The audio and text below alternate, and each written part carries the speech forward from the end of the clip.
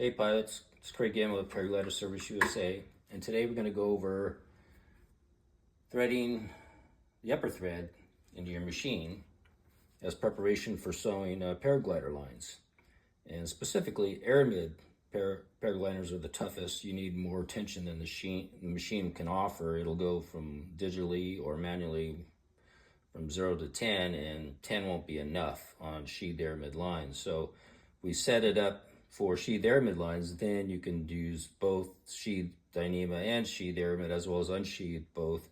It'll be fine. So if you go right in the machine just as specified in your manual, it's not going to give you enough tension. So you have to make a couple turns beforehand. So first thing you got to make sure your presser foot's up so the tension discs are open. So the presser foot is down here, so I'm going to lift it up, and that way the discs are open so the thread can get in there, right?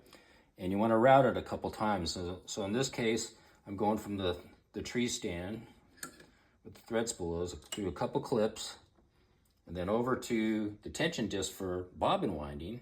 But it's not going to actually go into this, it's just going to go around it. And then we go into the machine and thread it our normal way. In your case, I have one client who has a B435 sewing machine, and they won't have these cleats. So to improvise on their behalf, the tree needs to be just a little bit higher than the machine because this angle will slip. So what I would do is just bring your tree down. If it's telescoping, if it's not telescoping, set it so somehow it can be not much higher than the machine. And that way it's not coming down at a slant. And then go around your bobbin winder like so. Then go around the cleat, and then go into your machine the typical way. And then when you're threading the machine, what I do is I put finger pressure right here. I go in the machine, and that way I have some back pressure, so it's going into the discs, down between the discs in here, and then I'm threading the machine the normal way as described in your manual, like so. And then so when it's feeding, as you can see here, and obviously it didn't work around on the bobbin winder like I wanted. So what this is telling me, this is a little too high. Go down a little bit lower. And now we're right. Now it's not going to slip off.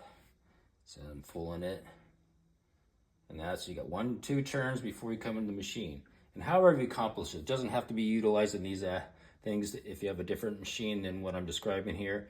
It's not a B435 or in this case a B710. But even if it's a manual vintage type of machine or any other brand, when you're sewing paragliders, it has to make a couple turns before it enters the machine. And that way you're going to cover all the bases for tension-wise in your machine. When you make your adjustments, you'll be able to get enough tension for your sheathed aramid lines. Okay, folks, take care. Have fun out there sewing.